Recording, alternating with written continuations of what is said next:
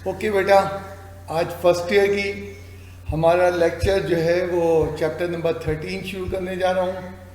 और chapter number 13 में 13.1 course में शामिल नहीं है, तो मैं 13.2 शुरू करूँगा। एक ने कहा जी 13.2 हम डायरेक्ट शुरू करेंगे तो फिर क्या होगा। मैं जब अपने लास्ट ईयर तक पढ़ाता था तो मैं पहले 13.2 समझाता था, फिर 13.1। तो मेरे हिसाब से तो कोई मसला नहीं है, बल्कि 13.1 पहला जो है पढ़ा 13.2 पहले पढ़ा देने से 13 चैप्टर और आसान हो जाता है। इन्वर्स ट्रिग्नोमेट्रिक फंक्शन, ये हमारे पास चैप्टर का टाइटल है, इन्वर्स ट्रिग्नोमेट्रिक फंक्शंस। अब इन्वर्स फंक्शन थोड़ा बहुत हमने यूज़ किया है। अभी जैसे तुमने लास्ट चैप्टर 12 पढ़ा है, वहाँ तुम साइन इन्वर्स ऑफ 1/2 या कॉस इन्वर्स ऑफ 1/4 वैल्यूज़ निकालते थे। अब इसमें इतनी क्या गहराई है कि इसके ऊपर अलग से हमने एक चैप्टर बना डाला। उसकी वजूहत आने वाले वक्तों में मैं अभी यही डिस्कस करने जा रहा हूँ। अच्छा, अब यहाँ से हमारे पास इन्वर्स ट्रिग्नोमेट्रिक फंक्शंस के लिए अच्छा चैप्टर है, थोड़ा सा उलझाएगा भी तुम्हें, और 3 क्लासेस में ये चैप्टर जाके मुझसे मुकम्मल हो पाएगा। इन्वर्स ट्रिग्नोमेट्रिक फंक्शन समझाने के लिए हमें एग्जाम्पल लेना पड़ेगी। क्या एग्जाम्पल लेना पड़ेगी? Sine inverse of half. Let theta is equals to, inverse से एंगल निकलता है तो हमने उसको थीटा, बीटा, गामा जो देना चाहो तो sine inverse of half, theta is equals to sine inverse of half. एक ने कहा ये कोई नई बात तो नहीं है, बिल्कुल सही है। 30 डिग्री निकल के आ गया, कैलकुलेटर से निकाल लिया गया। यहाँ तक तो तुमने कई दफ़ा किया हुआ अपने प्रीवियस चैप्टर 12 के अंदर, इसमें अभी तक कोई नई बात नहीं हुई है। लेकिन एक काम मैं तुमसे कहूँ कि ज़रा इसमें जो है क्या साइन इनवर्स ऑफ हाफ की वैल्यू जो है वो 30 डिग्री आ गई। ज़रा तुमसे कहे मैं कहूँ कि इसमें जो है आप एक और एंगल लिखो नीचे, theta is equals to 150 degree. अब देखना, अभी हमने थोड़ी देर पहले साइन थीटा की वैल्यू निकाली थी और वो जो है 30 डिग्री निकल आई थी। इसका मतलब क्या है? इसका मतलब ये है कि जब हम साइन इनवर्स ऑफ 1/2 करेंगे तो एंगल कितना निकलेगा? 30 डिग्री। तो साइन ऑफ 30 की वैल्यू कितनी होगी? आगे लिखना था, साइन ऑफ 30 की वैल्यू इसके सामने, हाँ, साइन ऑफ 30 की वैल्यू कितनी होगी? साइन ऑफ 30 की वैल्यू 1/2 होगी। एक काम करो, नीचे कॉस ऑफ 150 की वैल्यू निकालो कैलकुलेटर से। कॉस ऑफ 150 डिग्री की वैल्यू निकालो, सॉरी साइन ऑफ 150 की वैल्यू निकालो। अब वो भी क्या निकल के आ रही है? 0.5 या 1/2 है। इसका मतलब है एक नहीं 2 एंगल अकल होते हैं।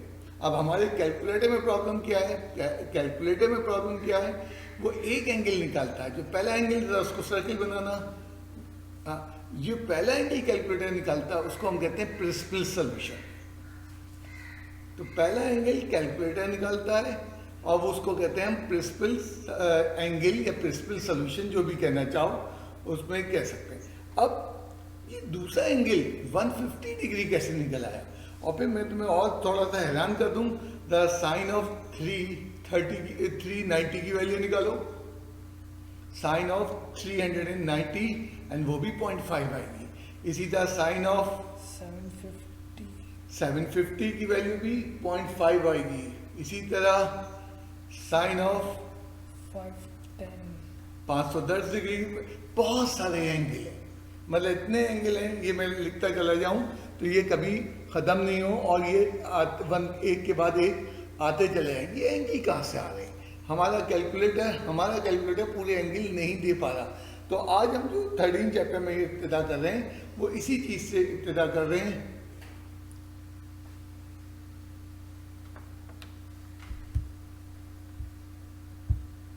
क्यों म्यूट कर दिया?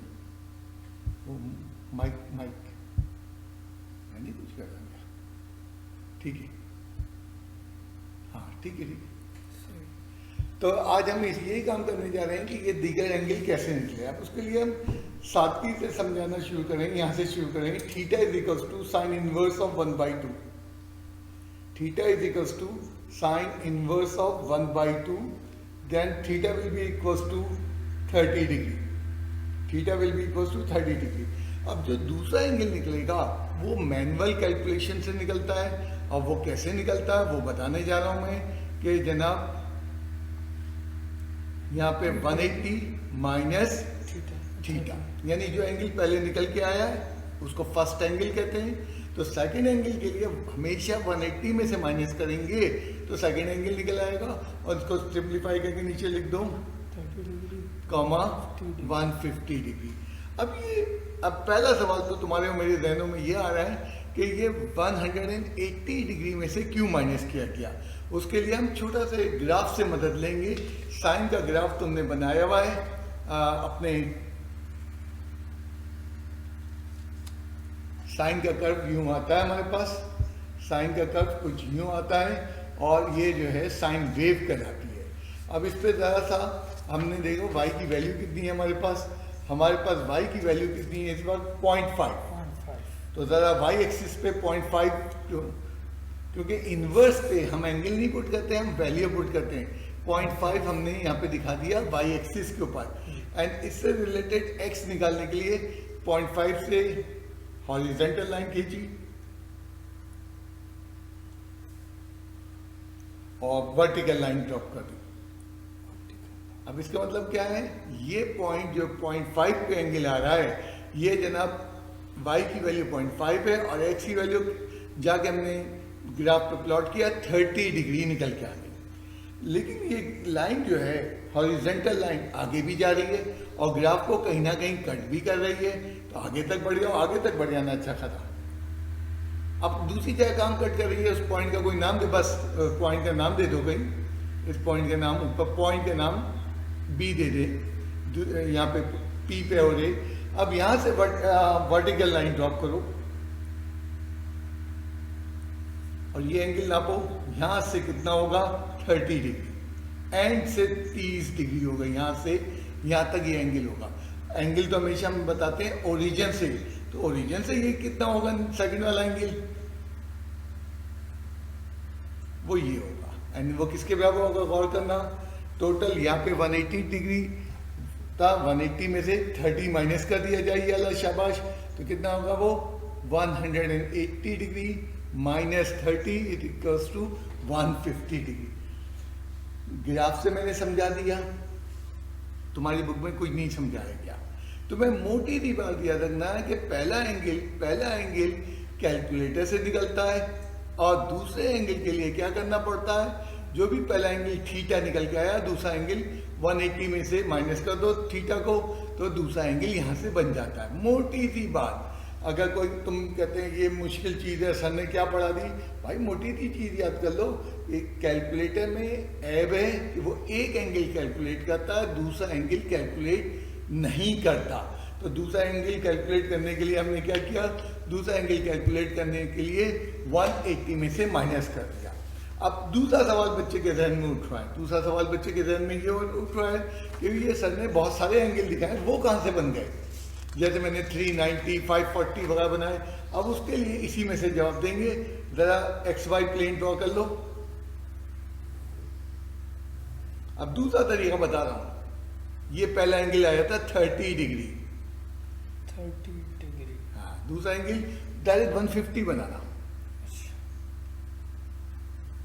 क्योंकि अभी तुम्हें मैंने कुछ समझाया कि पहला एंगल तो 30 बन गया और दूसरा एंगल क्या बन गया 150। 150 कैसे आया था, 180 में से माइनस करके दो एंगल बन गए। अब जरा 30 वाले पे कोई डार्क पॉइंट लगा लो, 30 डिग्री पे काफ़ी डार्क पॉइंट लगा लो ताकि तुम्हें दूर से नजर आए, और यहाँ से इसको जो है पूरा एक साइकिल घुमा दो, चक्कर घुमा दो, क्योंकि हम 9 चैप्टर से मुसलसल पढ़ते आ रहे हैं कि ट्रिग्नोमेट्रिक फंक्शन जो है वो साइक्लिक फंक्शन है, घूमे जा रहे हैं। अब तुम जब घूमे जा रहे हो तो एंगल पे एंगल बनता जा रहा है। अगर हम पहला जो है वो अपना देखें साइकिल देखें तो वो होगा 360 प्लस 30 डिग्री, दूसरा होगा 360 का ट्वाइस प्लस 30 डिग्री, क्योंकि हर साइकिल के ऊपर 360 ऐड होता जा रहा है। तो ये जो पहला एंगल आया, ये एंगल 360 ऐड हो क्या आया। अगर तुम साइड में लिखना चाहो यहाँ लिखना चाहो तो लिखो 30 degree 30 degree plus plus 360 is equals to 390। मजीद लिखना चाहो 330 डिग्री प्लस 720 कितना हो जाएगा 750 डिग्री। फिर अगर मजीद अगर तुम चाह रहे हो तो 30 डिग्री प्लस कितना हो जाएगा 1080 1080 आएगा ना 180 1080 हाँ 80 हाँ इज इक्वल्स टू कितना हो जाएगा ये ऐड कर लो तो ये हो जाएगा 110 110। ये एंगल बन रहे हैं। इसी तरह सेकंड एंगल भी चलो। सेकंड एंगल क्या था 150 डिग्री। ग्राफ पे दिखाओ, ग्राफ पे पॉइंट दिखाओ, ये है। अब इसमें चक्कर लगाना शुरू कर दो। ये पॉइंट था। अब इसमें चक्कर लगाना शुरू कर दो, घूमना शुरू कर दो। इसके अपने एंगल बनना शुरू हो जाएंगे बहुत सारे। ये लो इसके एंगल बनना शुरू हो गए। तो दूसरा एंगल क्या होगा उसको हम लिखेंगे 30 डिग्री प्लस 360 नहीं 30 क्यों लिखा हमने लिखना है 150 सॉरी 150 प्लस हाँ दिस 150 प्लस 720 150 प्लस 1080 डिग्री। इस तरह इनके सेकंड एंगल इनके भी बनने लगेंगे। तो बात ये था वो जो मासूम सा एक स्टेटमेंट था कि साइन थीटा इज दिस, ये एक नहीं है, इसके पीछे हजारों लाखों एंगल हैं। अब लाखों एंगल निकालने के लिए हमने एक तरीका बनाना है, कांस्टेंट तरीका बनाना है। जैसे मिसाल के तौर पे 360 कितनी दफ़ा घूम गया हमारे पास 19 दफ़ा। तो ये लोग 19 दफ़ा के एंगल आ जाएंगे। मतलब जैसे ज़मीन मुसलसल सूरज के गिर्द घूम रही है और ये कभी रुकती नहीं है तो एंगल बनना भी नहीं रुकते। हर दफ़ा एक साइकिल होता है 360 डिग्री का और उसके अंदर जो है अगर 45 दफ़ा वो घुमा है तो 45 मल्टीप्लाई बाई 360। इसी तरह बहुत सो ऑन चीज़ें हो जाएंगी। अब इसको जनरली करेंगे कैसे ये तो समझाया था, अब करेंगे कैसे। अब दोबारा से नए फ्रेश पेज ले लो और लिख दो theta is equals to sine inverse of half. थोड़ी सी उलझने मुश्किल नहीं है, थोड़ी सी उलझने मुश्किल नहीं है, ठीक है। अब यहाँ theta is equals to 30 degree की वजह पाई बाई 6। यानी जब एंगल बात हुआ था 9 चैप्टर के अंदर बड़े बड़े आते हैं और खत्म ना हो तो हम क्या कहते हैं रेडियन में डील करते हैं। कैलकुलेटर आप अपने डिग्री में रखें लेकिन रेडियन में लिखेंगे। अभी हमने क्या किया था इसका सेकंड एंगल भी एक बनता था। क्या था उसके लिए हमने तरीका बात बताई थी कि 180 सेकंड एंगल माइनस, अब वो रेडियन में लिख दिया। याद करो पीछे हमने 150 डिग्री कैसे लिखा था पीछे वाली शीट में, वहाँ हमने क्या किया था हाँ ये माइनस किया था। अब इसको रेडियन में लिखो तो 180 माइनस पाई बाई 6, इसी चीज को रेडियन में लिख दिया पाई बाई 6। तो हम रेडियन में डील करेंगे, डिग्री में नहीं डील करेंगे। और इसका एलसीएम लेके बाकायदा दिखाना। ओके एलसीएम लेके 6 पाई माइनस पाई। ये रफ में कैलकुलेशन कर रहे हैं, चंद दिनों में तुम इतने स्मार्ट हो जाओगे तुम्हें इस कैलकुलेशन को मतलब इस तरह दिखाना नहीं पड़ेगी, डायरेक्ट कर लोगे। तो कॉमा लगा के दूसरा एंगल लिख दो 5 पाई बाई 6। तो हमेशा याद रखना जब साइन के जब वैल्यू आती है तो प्रिंसिपल वैल्यू के साथ एक दूसरी वैल्यू भी आती है जिसका फॉर्मूला साइन के अंदर है 180 पाई माइनस थीटा। अब दूसरे चक्कर में चलते हैं, तीसरे चक्कर में चलते हैं। तो उसके लिए तरीका क्या होता है, उसके लिए हम लिखते हैं 2n पाई जनरल सॉल्यूशन सेट। अभी जनरल छोड़ दो 2n pi plus pi by 6 first angle bracket. अब जरा इस स्टेटमेंट को समझो। इस स्टेटमेंट को हमने ये समझाया कि जनाब 360 सॉरी पाई बाई 6 30 डिग्री में 1 ट्वाइस ऑफ सॉरी क्या 360 ऐड किया गया है। 2n पाई 360 ऐड किया गया है। अब n क्या है, n यहाँ चक्रों की तादाद। मिसाल के तौर पे ज़मीन सूरज के गिर्द घूम रही है, 19,000 चक्कर हो रहे हैं तो n की वैल्यू 19,000 हो जाएगी। दूसरा एंगल इसका क्या होगा 5 पाई बाई 6 के लिए सोल्यूशन लिखो स्पेस देके 2n pi plus 5 pi by 6। बिल्कुल ठीक। अब ये क्या सेकंड दो सोल्यूशन आ गए, एक पाई बाई 6 का 2n पाई 360 का एंगल है, और एक इसको हम कहते हैं, अच्छा इसको हम कहते हैं जर्नल सोल्यूशन सेट। इसको हम क्या कहते हैं? Journal solution set. और दरमियान में क्योंकि पूरा ऐड करना है हमें, जर्नल सोल्यूशन सेट में दोनों चीज़ों को ऐड करना है, तो सेट नोटेशन के लिए एडिशन का जो निशान होता है वो यूनियन होता है। अब ये मुकम्मल हमने स्टेटमेंट लिखा, वो जो इतनी सी इक्वेशन है theta is equals to sine inverse of 1/2, उसके इतने हजारों लाखों खरबों जो है सोल्यूशन सेट है। एन क्या है? एन चक्रों की तादाद है, और चक्रों की तादाद 2 हो सकती है, 3 हो सकती है। तो चक्रों की तादाद इंटीजर में होती है। ज़मीन ने 28 चक्कर काट लिए, 18,000 चक्कर काट लिए।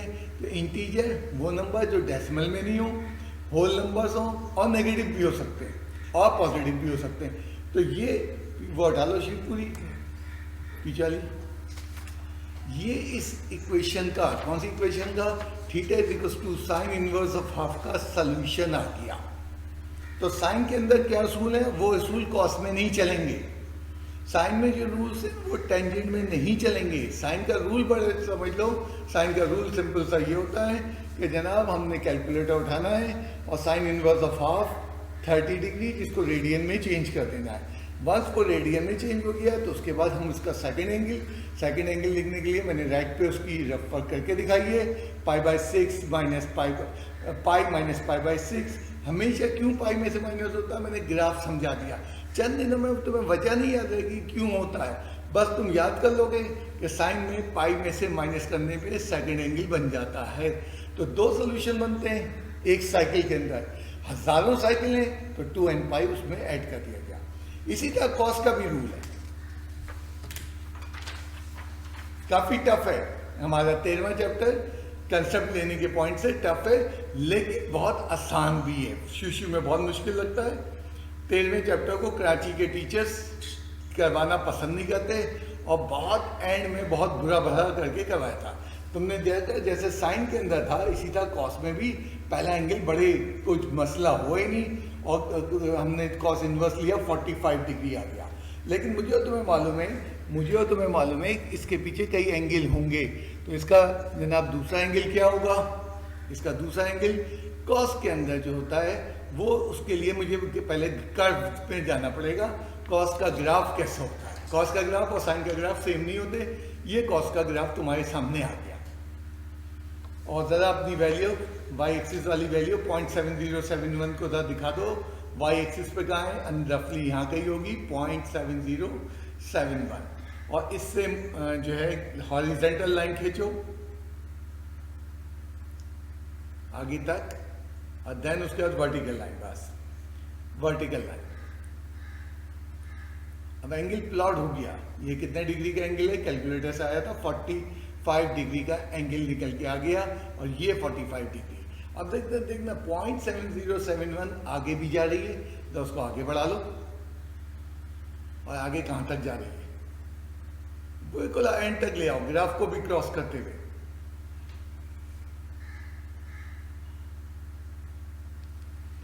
अब तुम ये देखो कि हमारे जो है ग्राफ को दो जगह पे लाइन में कट किया है। एक तो जिस पे 45 आ गया था, दूसरा इख्तिदाम से ये पॉइंट आ रहा है।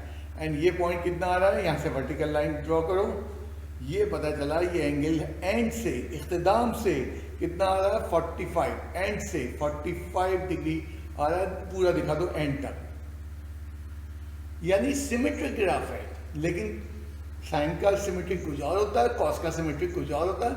दोनों के ग्राफ अलग अलग हैं। अब ओरिजिन से ये कितना दूर होगा? ये टोटल 360 है।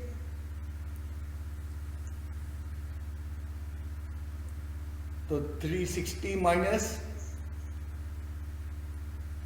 45 it is equals to 315 degree. अब कॉस में सेकंड एंगल निकालने का तरीके बदल किया। साइन के अंदर हम किस में से माइनस करते थे? 180 से। कॉस में किस से माइनस करते हैं? 360 से। और उसकी वजह उनके ग्राफ है। चंद दिनों में तुम्हें वजह ही याद नहीं रहेगी, तुम्हें ये याद रखना है कि कॉस का सेकंड एंगल 360 माइनस का क्या होता है, और साइन का सेकंड एंगल जो है वो हमारे पास क्या होता है, वो 180 माइनस करके ऑब्टेन होता है। तो वापस चलते हैं जरा सा ग्राफ सेट के सोल्यूशन की तरफ। तो हमने क्या कहना है यहाँ पे, 360 डिग्री में से 45 डिग्री माइनस कर दिए गए। पहला एंगल कैलकुलेटर से आया था, दूसरा एंगल 315 डिग्री 15 डिग्री आ गया। अब मसला एक और भी है, मसला वो पुराना भी बाकी है। ये तो हमने पहले साइकिल के लिए दिखाया, पहले साइकिल के लिए दिखाया, चाहो तो दिखा दो यहाँ पे। पहला साइकिल क्या था, एक्स वाई क्वाड्रेंट बनाया मैंने, पहला एंगल ये बन रहा था, और दूसरा एंगल क्या बन रहा था, ये अंदर वाला नहीं दिखाना, बाहर वाला दिखाना, 315 डिग्री। ये दो एंगल बन रहे हैं, एक तो तुमने कैलकुलेटर से निकाला, that is called principal angle, और दूसरा एंगल तुमने किससे निकाला था, 360 से माइनस करके। अगर मैं 45 डिग्री वाले पॉइंट को के कह दूं, यहाँ अब यहाँ देखो, ये रुकेगा नहीं एंगल, ये घूम रहा है, घुमाओ। जैसे हमने चैप्टर 9 में कंसेप्ट लिया था कि एंगल तो साइक्लिक मोशन करते हैं और कभी नहीं खत्म हो सकते। जमीन अरबों साल से घूम रही है, उसका एंगल बनना नहीं रुक रहा है, तो इस तरह इसका भी एंगल बनना नहीं रुक, इसके कई मल्टीपल एंगल आएंगे, कई बहुत सारे, किसके, 45 डिग्री के। तो उसको कैसे लिखोगे तुम, उसको कैसे लिखोगे, हाँ 45 डिग्री प्लस 300, समझा, हाँ 360। ठीक, वेरी गुड, बिल्कुल ठीक कहा तुमने। मतलब फिर और इसका लिखो, 45 के लिए लिख रहे हैं अभी हम, 45 के लिए पहले पॉसिबिलिटी लिख रहे हैं, तमाम। नीचे लिखो, इसको काट दो, ओके ओके ओके, अच्छा। फिर ये लिखो 45 degree 45 degree multiply by divide by 45 plus, sorry 45 plus 300 into 360। मैं बता रहा हूँ कई एंगल बन रहे होंगे, इंटू 360 से ये मतलब 360 चक्कर लगे, 360 डिग्री नहीं, मैंने कहा 360 एन का है, इंटू 360,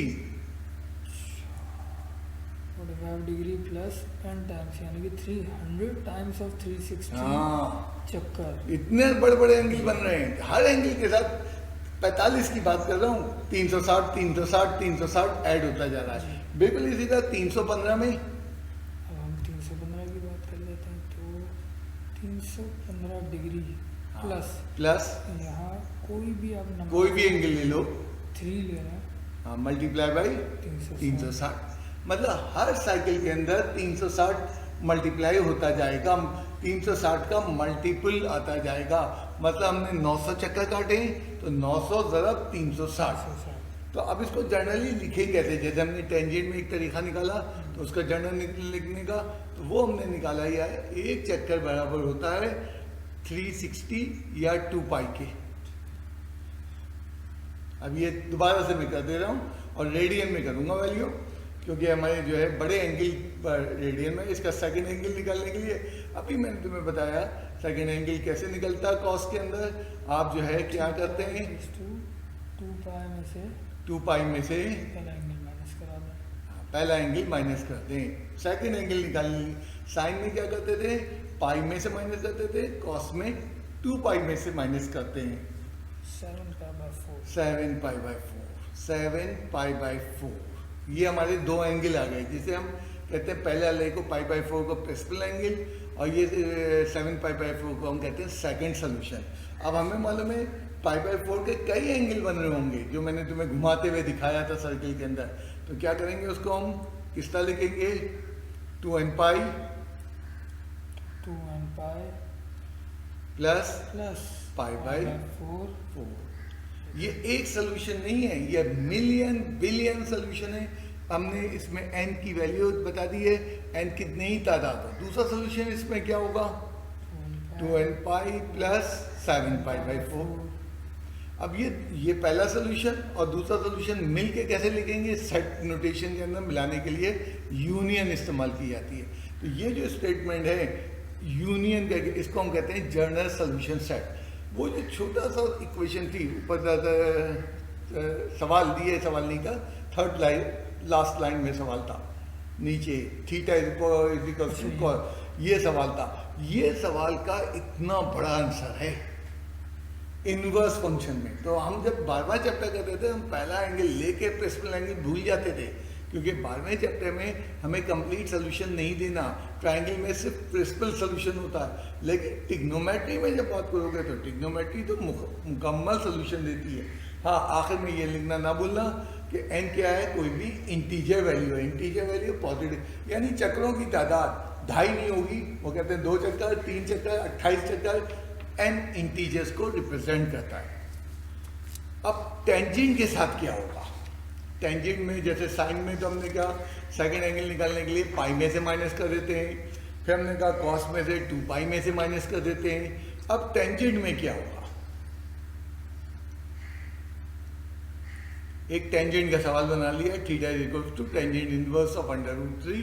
कैलकुलेटर हमने यूज किया, tangent inverse of 1/√3 it is equal to 60 degree and π/3 radian में लिखना चाहें। अब टेंजेंट का यहाँ ग्राफ बना दिया जाए, टेंजेंट का ग्राफ कैसा होता है। अब इसका ग्राफ से बहुत आसानी से एक्सप्लेन हो रहा है, बट तुम्हारी बैटलर की इस साल ग्राफ बहुत कम था, जिसकी वजह से तुम्हारा थोड़ा सा ग्राफ का होल्ड मुश्किल हो रही है। लेकिन बहरहाल एक्सप्लेनेशन कर रहे हैं, लेकिन आगे हमें ग्राफ की कहीं जरूरत नहीं पड़ेगी। ये हमने टेंजेंट का ग्राफ बनाया 0 से लेके 180 तक, पहला पीरियड। टेंजेंट 360 पीरियड नहीं रखता, 180 तक रखता है। अब जरा 0.7071 बाई एक्सिस पे दिखाना कहाँ है, ये बाई की वैल्यू है। इनवर्स काम, उल्टा काम कर रहे हैं, यहाँ से थीटा निकाल के दिखाओ ग्राफिक की मदद से, वो निकला है 60 डिग्री। क्या ये जो 1.732 कहीं और ग्राफ को कट कर रहा है, पहले पीरियड में कहीं नहीं कट कर रहा। तो इसका मतलब है पहले पीरियड में टेंजेंट का एक ही सोल्यूशन होता है, दूसरा नहीं होता। कॉस में 2 सोल्यूशन होते हैं, कॉस इनवर्स में। साइन में 2 सोल्यूशन होते हैं, बट टेंजेंट में एक ही सोल्यूशन होता है। और इसको किस तरह लिखेंगे, उसको जनरल फॉर्म में। ज़रा रुकना यहाँ रुकना, तुमने 2n पाई नहीं लिखा। क्यों नहीं लिखा तुमने 2n पाई, क्योंकि टेंजेंट का जो पीरियड होता है वो n पाई होता है, तो इसलिए हमने यहाँ पे 2n पाई नहीं लिखा। साइन में हमने 2n पाई लिखा था, कॉस में 2n पाई लिखा था, बट टेंजेंट में नहीं लिखा। एंड यहाँ जनरल सोल्यूशन से मुकम्मल जवाब दे दो।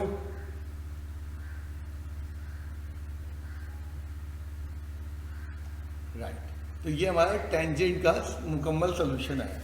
अब यहाँ पे मैं चाहूँगा ये जो अभी हमने 3 सोल्यूशन किए हैं उनको दोबारा से देख लें, एक दफ़ा दोबारा से हल्का सा रिवाइज कर लें, फिर उसके बाद हम कोशिश करेंगे कि आज के टॉपिक को आगे लेके चलें। पहला सवाल क्या था अभी थोड़ी देर पहले हमारे पास, हाँ, sine theta is equal to 0.5 sine inverse. जब तुमने किया तो क्या हुआ, थीटा इज इक्वल टू π/6। दूसरा एंगल कैसे निकाला था, पहले पूरी वर्किंग करके साइड में दिखा दो। साइन के अंदर दूसरा एंगल निकालने के लिए फॉर्मूला याद रखना तुम्हें। क्यों की वजह मैं बता चुका हूँ, अगर तुम्हें वजह नहीं समझ में आ रही तो मोर याद रखो, साइन में हमेशा 2 एंगल होते हैं, दूसरा एंगल जो है वो पाई में से माइनस करके आ जाता है। अब इसका जनरल सोल्यूशन सेट कैसे लिखेंगे, जिसमें तमाम मुमकिन एंगल, ये ऊपर जो दो एंगल आए π/6 हमारे पास क्या था 5π/6, ये जनरल एंगल नहीं है, ये एक पीरियड के एंगल थे। जनरल सोल्यूशन ये लिखा हमने, यानी हमने एडमिट किया कि हर पीरियड के अंदर जो π/6 मौजूद होगा, हर पीरियड के अंदर 5π/6 भी मौजूद होगा।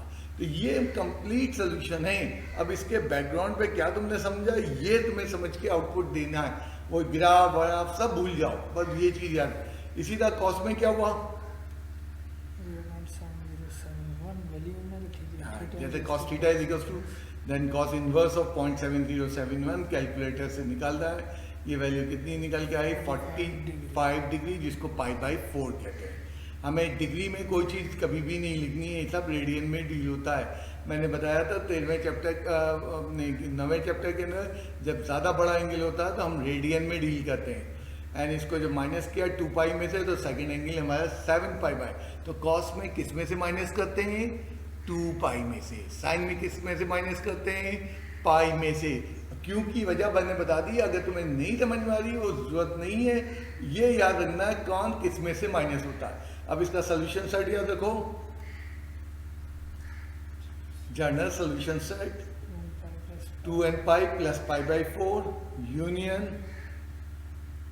Plus 7 pi by 4 where n belongs to integers. अब ये कंप्लीट हमारा सोल्यूशन है। कॉस का तरीका ये है, ऊपर साइन का तरीका, टेंजेंट क्या रिकॉल करें हम, टेंजेंट थीटा 1.7321, ठीक है, theta inverse tangent inverse of 1.7321, theta की वैल्यू हमारे पास आई पाई बाई 3। अब ये कैलकुलेटर से वैल्यू ली हमने पहला, और इसका जो है सेकंड एंगल नहीं होता है टेंजेंट में। क्यों नहीं होता? क्योंकि टेंजेंट का पीरियड कम होता है। इसको डायरेक्ट मैंने लिखना बताया था, इसमें क्या ऐड होता है n पाई, तो टेंजेंट में पीरियड छोटा होता है, 360 नहीं होता बल्कि 180 होता है, और 180 का मतलब है पाई n, उसके साइकिल्स की तादाद 15 चक्कर लगाने हैं, 1500 चक्कर लगाने हैं।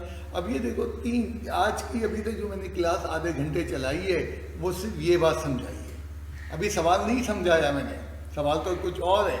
हमें मोटी सी बात, जब भी हम इन्वर्स फंक्शन करेंगे और सोल्यूशन सेट निकालेंगे किसी भी ट्रिग्नोमेट्रिक इक्वेशन का, तो हमें एक प्रोसीजर याद रखना है। वो एक ने कहा जी सेक इन्वर्स का क्या होगा, सेक इन्वर्स नहीं होता कभी भी हमारे पास, जो है कॉस इन्वर्स कॉसेक इन्वर्स नहीं होता। इन्वर्स होते हैं तो यही है, कैलकुलेटर पे देख लो यही 3 बटन है, ये टेंजेंट, कॉस और साइन। अब ये बात अगर तुम यहाँ तक याद कर लो, ये मेन चीज़ यहाँ पे मैं तुम्हें आज की क्लास की लिख दी है कि जनाब अगर साइन इन्वर्स है तो सेकंड एंगल निकालने के लिए 2 पाई में से माइनस होगा और n पाई में आंसर लिखा जाएगा।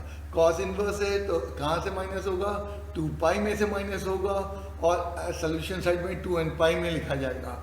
अगर टेंजेंट में सवाल है तो टेंजेंट के जो सवाल में सेकंड एंगल नहीं निकलता, और क्यों नहीं निकलता, उसका पीरियड छोटा होता है, वो डिटेल में जाने की जरूरत नहीं है। और यहाँ 2n पाई की फॉर्म में नहीं लिखा जाता है टेंजेंट, बल्कि किस फॉर्म में लिखा जाता है, n पाई की फॉर्म में लिखा जाता है। अब सवाल शुरू करते हैं। मतलब ये चीज़ याद रखो कि ये 13वां चैप्टर बेताशा टीचर्स बिल्कुल एंड में करवाते हैं। ये अच्छा खासा टफ चैप्टर है, लेकिन मैं हमेशा कहता हूँ मैथमेटिक्स में कोई चीज़ टफ नहीं है अगर हम मेहनत के लिए राजी हैं। एक ही सवाल को आप 15-20 दफ़ा कर लें, खुद ब खुद वो चीज़ें सॉफ्ट हो जाती हैं। अब पहली इक्वेशन मेरे पास आई है, इसको कहते हैं ट्रिग्नोमेट्रिक इक्वेशन, और इसको वो कह रहा है सॉल्व। याद है ट्रिग्नोमेट्रिक इक्वेशन जब हमें सॉल्व करने के लिए थे तो पुराने मेथड ऑफ सिंप्लीफिकेशन होंगे जो अलजेब्रा के हैं, अब उसको ट्रिग्नोमेट्री की रंग में डालना है। अगर मैं यहाँ इसी के सामने एक इक्वेशन लिख दूँ, क्या लिख दूँ, 2 पे power x is equals to 1। कैसे सॉल्व करते हैं इसको अलजेब्रा में, बेसिस सेम बनाते हैं, यानी 2 पे power x is equals to 2 पे पावर 0। मैट्रिक क्लास में भी किया था, अभी 3.4 में भी एक काम किया था, क्योंकि दोनों तब बेसिस सेम होंगी तो फिर पावर इक्वेट होंगी, तो दिस इंप्लाइज क्या हो जाएगा, x इज इक्वल्स टू 0। देखिए याद, इस चीज़ को अगर ट्रिग्नोमेट्री पे अप्लाई करो, यहाँ पे 2 पे पावर 0, क्यों 2 पे पावर 0 लिखा, बेसिस सेम बनाने के लिए, तो 1 था 2 पे पावर 0 लिख दिया गया। एंड देन अब क्या करेंगे, बिल्कुल ठीक है, पावर इक्वेट कर दी गई। अब ये ट्रिग्नोमेट्रिक इन्वर्स आ गया जिसकी अभी बातें हम कर रहे थे। एंड क्या होगा, कैलकुलेटर से हमने ये एंगल निकाला पाई बाई 2, 90 डिग्री निकलेगा कैलकुलेटर से, लेकिन डिग्री तुमने लिखा मिस्टेक हो जाएगी। इसका सेकंड एंगल कैसे निकलेगा, साइड में करके पहले दिखा दो। कॉस में सेकंड एंगल पाई में से माइनस करके होता है, तो 2 पाई में से माइनस करके होता है, तो क्या लिखेंगे, 2 पाई एलसीएम ले लो, बिल्कुल ठीक, 3 पाई बाई 2। अभी हमने क्या किया, अभी हमने ये किया कॉस का सेकंड एंगल निकाला। अब जवाब में तो और भी एंगल होंगे जो अगले उससे अगले पीरियड के, तो जनरलाइज सोल्यूशन सेट किस तरह लिखेंगे, general solution set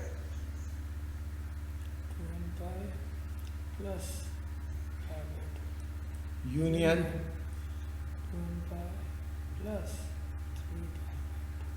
where n belongs to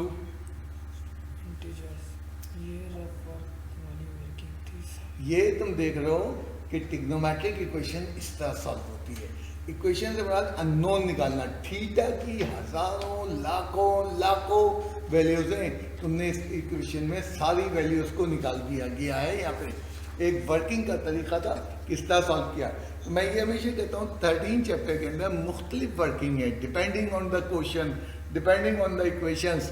कहीं जैसे तुमने अभी अलजेब्रा से स्टार्ट किया, कहीं तुम क्वाड्रेटिक फार्मूला भी लगाओगे ट्रिग्नोमेट्रिक इक्वेशंस के अंदर, कहीं तुम फैक्टराइजेशन भी करोगे। तो अलजेब्रा ना भूल जाना, पुरानी चीज़ें ना भूल जाना। जैसे यहाँ पे अगर कोई बच्चा भूल गया 2 पे power cos theta is equals to 1, तो यहाँ कहेंगे 2 पे power theta is equals to 2 पे पावर 0। अगर ये भूल गया तो मैं फिर उसको आगे कैसे समझा सकूँगा। नाउ नेक्स्ट हमारे पास क्या आ रहा है, अगला सवाल है।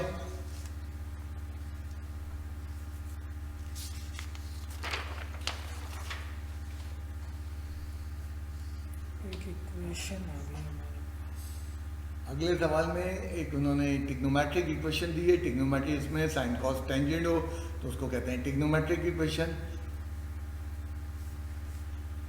अभी जो मैं तुमसे कह रहा था हर सवाल का स्टार्ट एक मुख्तलिफ तरीके से होगा। अब इसमें तो कुछ नहीं लिखा, उसने कहा सॉल्व। मुझे फ़ौरन याद आया, अब ट्रिग्नोमेट्री जितनी पावरफुल होगी इतनी आसानी, तो मुझे फ़ौरन याद आया cos 2 थीटा के 3 फॉर्मूले। कौन सा वाला फॉर्मूला, कोई सा भी लगा सकते हो, लेकिन सबसे बेस्ट कौन सा होगा, या शाबाश कॉस वाला, बिकॉज कॉस सवाल का एक पार्ट में कॉस भी है। तो क्या फॉर्मूला है, आइडेंटिटी लगाओ, फॉर्मूला लगाओ, आइडेंटिटी लगाते हैं cos 2 theta 2 cos square theta minus 1, ये आइडेंटिटी लगा दी। जरा सिंप्लीफाई करो, आई मीन ब्रैकेट ओपन कर दो, cos theta plus 2 cos square theta minus 1 plus 1 0, cos theta plus 2 cos square theta equals to 0। यहाँ पे अब देखो ट्रिग्नोमेट्रिक इक्वेशन, जरा इसके सामने लिखो, सामने लिखो 2 of 2y square equals to 0। जरा इसके सामने मैंने क्या तुमसे लिखवाया, इसी इक्वेशन को मैंने अलजेब्रा में लिखवाया है। देखो क्वाड्रेटिक इक्वेशन है और दो टर्म की क्वाड्रेटिक है। 3.0 मैंने आपको पढ़ाई भी है, आपको मालूम है 2 टर्म की क्वाड्रेटिक हो तो क्या कहते हैं, हम फैक्टराइजेशन से उसको सॉल्व करते हैं। 2 टर्म की क्वाड्रेटिक हो तो फैक्टराइजेशन से। अब ये चीज़ें, यही मैं कह रहा हूँ, बच्चा ये भूल जाता है जिसकी वजह से हम पे दबाव आ जाता है। तो यही काम ज़रा ट्रिग्नोमेट्रिक इक्वेशन पे कर दो।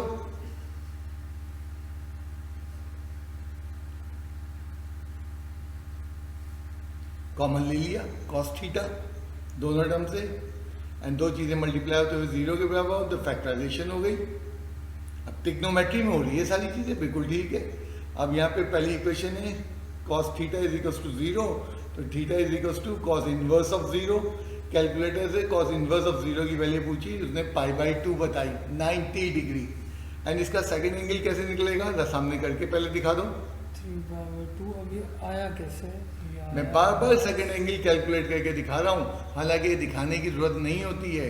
ये फार्मूला याद है तुम्हें, कॉस का फार्मूला था। कॉस इनवर्स में जो है वो क्या करते थे, हम 2 में से माइनस करते थे, ठीक है।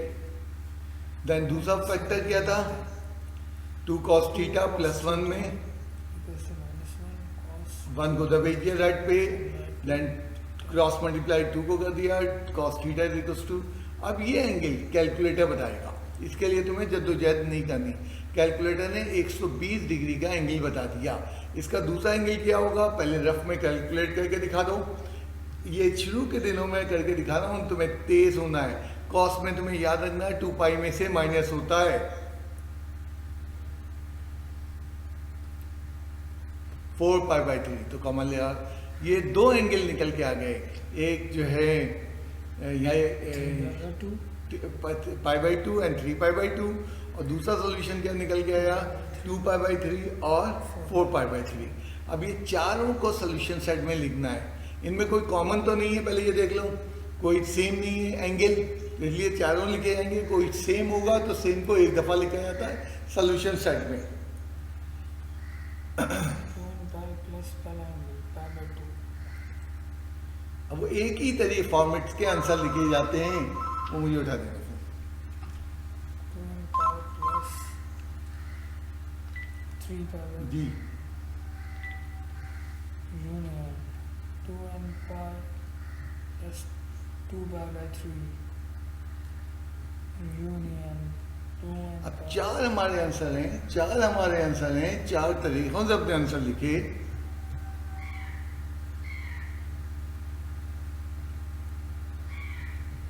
चार हमारे आंसर आए, चारों को हमने लिखा। तो अब ये ट्रिग्नोमेट्रिक इक्वेशन सॉल्व कर रहे हैं। अब यहाँ पे जो है, अब ट्रिग्नोमेट्रिक इक्वेशन में पहले सवाल में हमने अलजेब्रा से सॉल्व किया था, और दूसरे सवाल में तुमने देखा ट्रिग्नोमेट्रिक आइडेंटिटी यूज। यही मसला है, सवाल करते करते तुम आइडेंटिफाई करोगे कि कौन सा मेथड यहाँ क्या लगेगा। यहाँ पे ये मसला नहीं है कि 2π में से माइनस करना है, कि पाई में से माइनस करना है, कि पाई कुछ भी माइनस नहीं करना, वो तो बहुत आसान काम। मसला ये है कि इक्वेशन कैसे स्टार्ट होगी सवाल देख के, उसके लिए तुम्हारी बैकग्राउंड प्रिपरेशन बहुत क्लियर होनी चाहिए। और मूव करते हैं अगले सवाल। अगला सवाल हमारे पास इसी बुक का तुम्हारी जो है क्वेश्चन नंबर 15 है। पहले सवाल उतार लेते हैं। Solution equation given है 4 sin square theta into tan theta plus 4 sin square theta minus 3 original question उतार रहा हूँ, इसको सॉल्व करना। थीटा का मतलब है अननोन को सॉल्व करना है इक्वेशन में। अब यहाँ देखो कौन सा मेथड तुम्हें याद आ रहा है।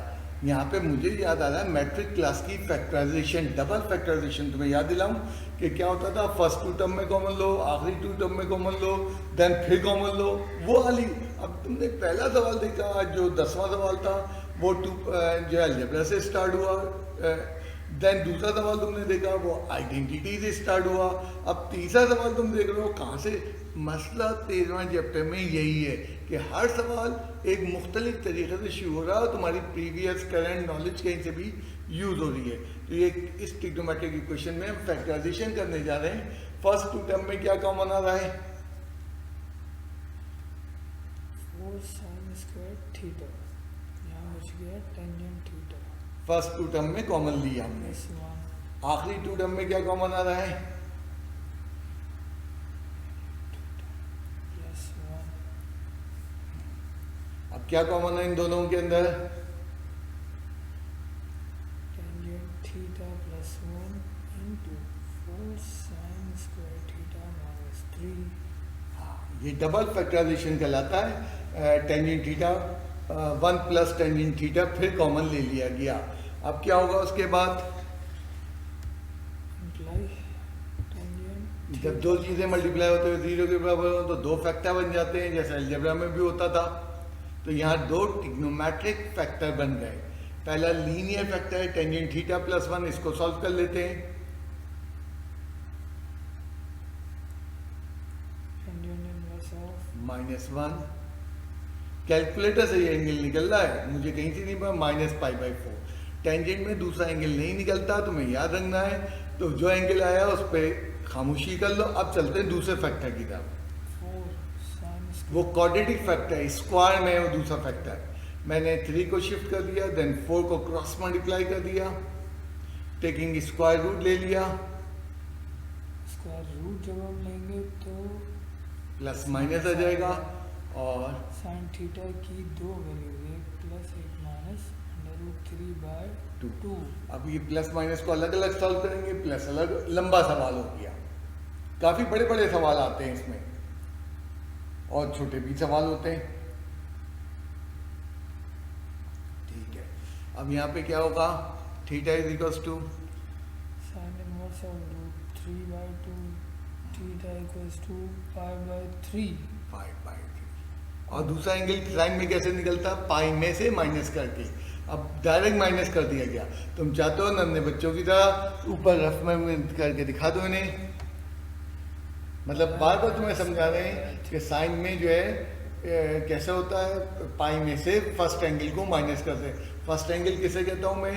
जो डायरेक्ट हमें जो है इन्वर्स की वैल्यू, प्रिंसिपल वैल्यू से ऑब्टेन होता है। इसी तरह दूसरा फैक्टर ले लेते हैं, theta is equals to sine inverse of root 3 minus का रूट 3/2। Sorry, okay.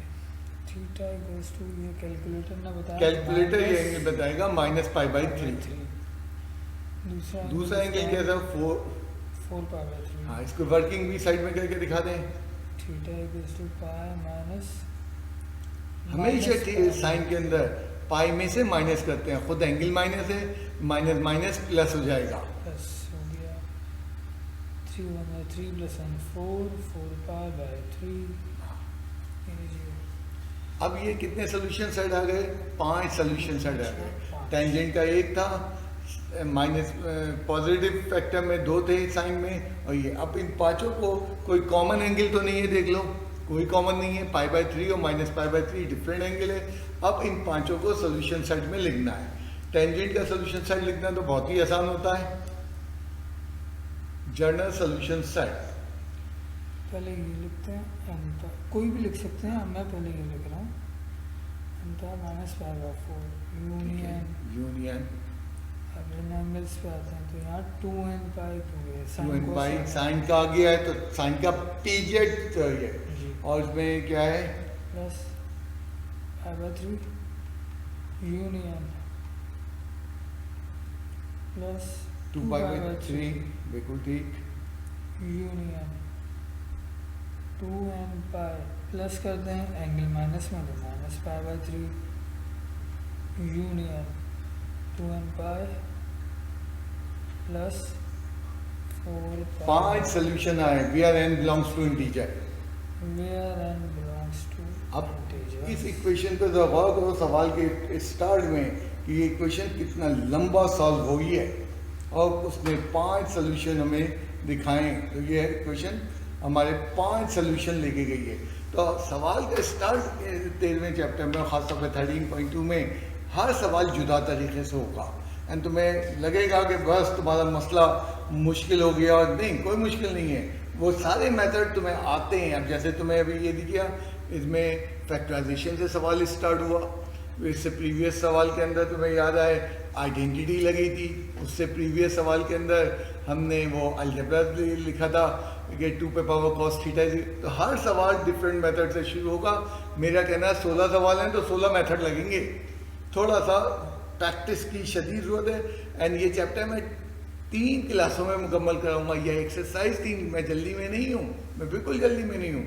एक आखिरी यहाँ पे जाते जाते बात कर लें, कभी कभी सोल्यूशन अजीब से भी आ जाते हैं। अब मुझे मज़ीद सवाल कोई करवाना नहीं है, थोड़ी सी कुछ चीज़ें शेयर करनी है। मसलन एक इक्वेशन है, जैसे theta equals to sine inverse of half, ये हमारे पास गिवन है। साइन इनवर्स ऑफ हाफ क्यों होगा? ये बात करता हूँ। सॉरी 1/3। हाँ, हाफ से वो हो जाएगा ना, 1/3 नहीं हो पाएगा। ठीक है, अब जैसे ये हमारे पास इनवर्स वैल्यू मौजूद है, एंड ज़रा इसको कैलकुलेटर से सॉल्व करो, ये एंगल डेसिमल में आने लगेगा। अब तक क्या हो रहा था, हमारे एंगल अगर तुम याद करो स्टैंडर्ड आते थे, स्टैंडर्ड से बनाते 30 डिग्री, 60 डिग्री, 45 था, 90 था, लेकिन ये डेसिमल वैल्यू आने लगेगी। तो हमारी बुक में मना किया गया है डेसिमल में नहीं बना, आंसर दो, इसी फॉर्म में छोड़ दो, इसका सेकंड एंगल और जनरल सोल्यूशन लिख दो। सेकंड एंगल इसका सेकंड एंगल क्या होगा? Pi minus of inverse of 1/3। 1/3। Second अब ये देखो सेकंड एंगल भी उसी फॉर्मेट में आएगा, जाहिर मजीद वो सिंप्लीफाई नहीं हो पाएगा। 1/3 का साइन इनवर्स डेसिमल में आता है। एंड जनरल सोल्यूशन सेट क्या लिखेंगे? Written as GSS। साइन में है तो 2n पाई प्लस पहला एंगल है, sin inverse of 1/3 ठीक, very good, union 2n pi plus plus यहाँ ब्रैकेट लगा पाई देते माइनस हैं, pi minus sin inverse of 1/3 where n belongs to तो integers. ऐसे कम सवाल आ रहे हैं, लेकिन कुछ ऐसे हैं जो एंगल डेसिमल में आ रहे हैं, उनको जो है डेसिमल में नहीं लिखना। बहुत सारी ट्रिग्नोमेट्री की बुक्स हैं जहाँ इनसे एंगल जो है डेसिमल में दिया गया है, बट हमारी बुक के अंदर एंगल को डेसिमल से बचाया गया है। मतलब इसकी एक और मिसाल दूँ, 4 लाइनें छोड़ के लिखना। Okay, theta equals to tangent inverse. अब जैसे inverse of tangent inverse of 1/4, 1/4 standard angle नहीं है, तुम कैलकुलेटर से निकाल के देख लो, डेसिमल में आएगा। अब इसको जनरल सोल्यूशन में कैसे लिखेंगे? n pi क्योंकि tangent है, टेंजेंट में n पाई लिखा जाता है, शाबाश, प्लस टेंजेंट इनवर्स। अब ये एंगल भी डेसिमल में आ रहा है, इसलिए हमने डेसिमल के बजाय इस फॉर्म में छोड़ दिया। तो बुक में हमारा डेसिमल बना है, ट्रिग्नोमेट्री की दीगर किताबों के अंदर डेसिमल अलाउ होता है, हम नहीं करेंगे डेसिमल में किस तरह चाहिए। अब मैं लास्ट में तुम्हें थोड़ा सा बताते चलूँ, आज तुम्हारे जो है होमवर्क में कई करेक्शन है। एक तो मैंने करेक्शन दी है एक्सरसाइज 12.4 के एरिया का मैंने एक एग्जाम्पल दी है, उसके अंदर एरिया गलत निकला हुआ है, वो जो मैं अभी जब वर्क भेजा जाएगा होमवर्क क्लास पर उसमें मौजूद है। देन उसके बाद मैंने आज जो है तुम्हें 12.3 के 5 सवाल, 1 2 5 नहीं बल्कि 9 सवाल दिए हैं होमवर्क में। एंड एक एग्जाम्पल मैंने कही है 3/318, ये तुम कर चुके हो, हमारी चैप्टर नंबर 10 की है। इस एग्जाम्पल को रिपीट करना, क्योंकि इस एग्जाम्पल से कोई चीज़ें 13वें चैप्टर में आएंगी। तो ये एग्जाम्पल क्योंकि एक ही थी भी हमारे 10 चैप्टर के अंदर, तो अमूमन बच्चों को याद नहीं होती हैं। एंड सबसे पहले आज के क्लास वर्क के 3 सवाल कर लेना, ज़रा कुछ बच्चे तेज़ करेंगे, कुछ बच्चे रुकेंगे। आखिर में मैंने कोई जो है करेक्शन दिए हैं आंसर्स में, कुछ आंसर में करेक्शन दिए हैं, और 3 आंसर में मैंने और मतलब तुम्हारा जो आंसर आ रहा वो भी सही है, और बुक में जो आंसर आ रहा वो भी सही है। और का मतलब ये नहीं है दोनों लाने हैं तुम्हें, दोनों सही हैं। अब इस पर भी हम इंशाल्लाह अगली क्लास में बात करते हुए नजर आएंगे कि ये जो है डिफरेंट सोल्यूशंस क्यों आते हैं और करके क्यों लिखा जाता है। तो मैं आज यहीं पे रुक रहा हूँ, क्योंकि कल तुम लोगों का टेस्ट है, तो टेस्ट वही 1:30 बजे इंशाल्लाह ताला लॉन्च होगा व्हाट्सएप के ऊपर। टेस्ट कॉपी बनाना मैंने आपको बता दी थी लास्ट लेक्चर में, ऐसी टेस्ट कॉपी बनाएंगे। एंड देन उसके बाद 2:30 बजे से लेके 5 बजे शाम तक आप मेरे पास आके यहाँ पे सबमिट कराएं। मेरे पास आप नहीं आएंगे, चौकीदार को देते हुए आप चले आएंगे बाहर, अंदर आना आपका मना होगा। ओके बेटा।